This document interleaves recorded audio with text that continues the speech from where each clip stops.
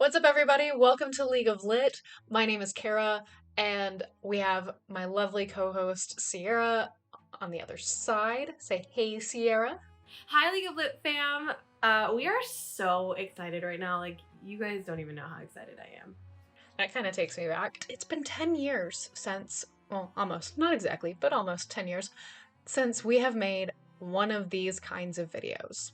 What we're about to embark on is not even the first of the League of Lit videos that we made in 2014, but we did make one about this, and it is 10 years since this web series came out.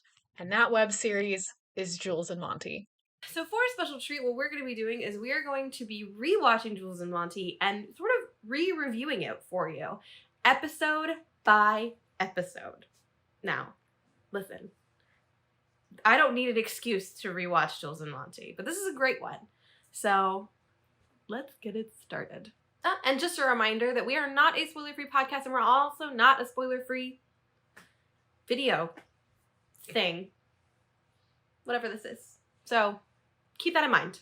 So I really love how, with all the episodes, you'll get to see this, they highlight different musicians for every single one. And the song that's highlighted at the top of this first one is called I Could Get Away with Murder by St. James and the Whiskey Fries.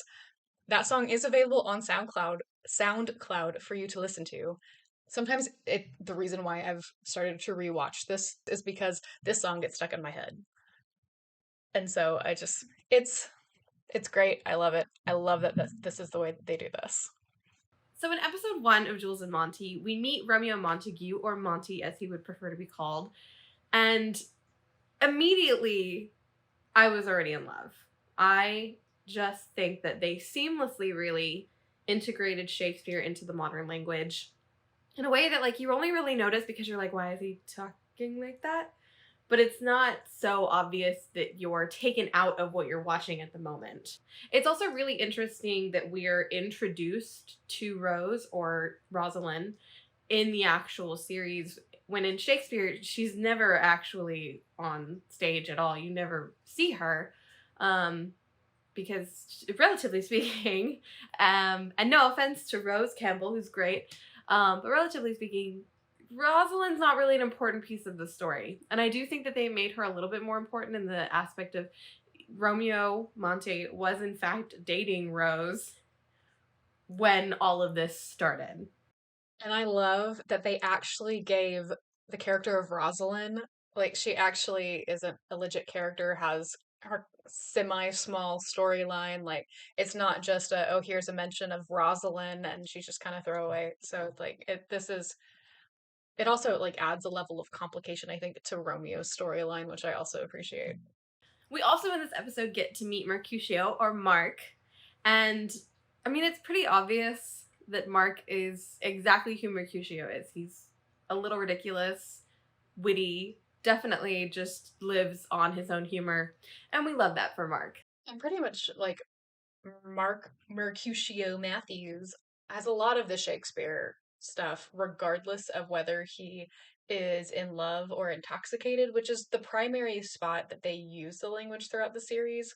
And I guess that could lead you to question, is Mercutio always intoxicated?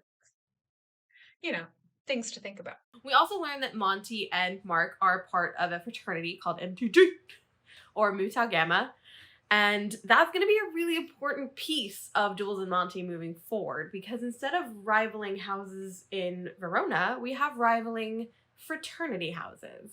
I would say that something we learned about Monty in the first episode of Jules and Monty is that he really seems a little listless.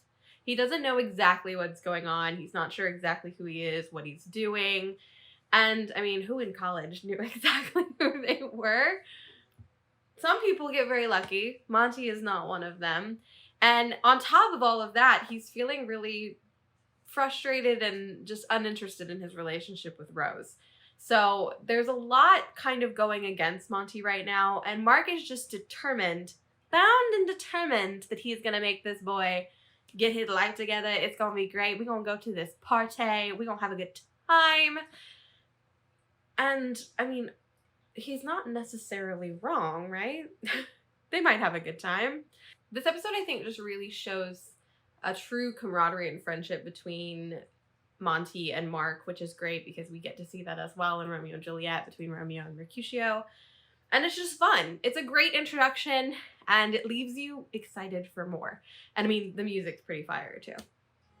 So thank you for watching the first episode of the re-review of Jules and Monty, which I'm sure will have a better name. I'm excited to see more with you guys.